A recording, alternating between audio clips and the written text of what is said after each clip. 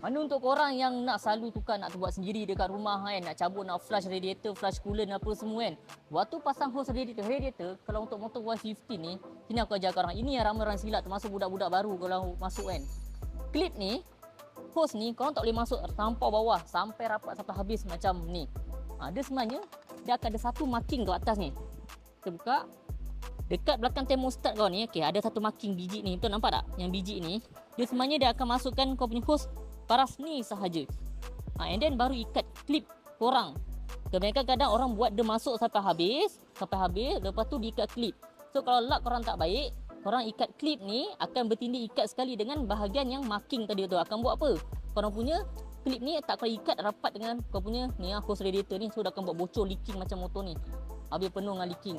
Kalau luck tak baik macam tu. Sebab tu kalau nak ikat hose radiator ni, atas pada garisan marking macam ni. Cukup. And then ikat macam biasa.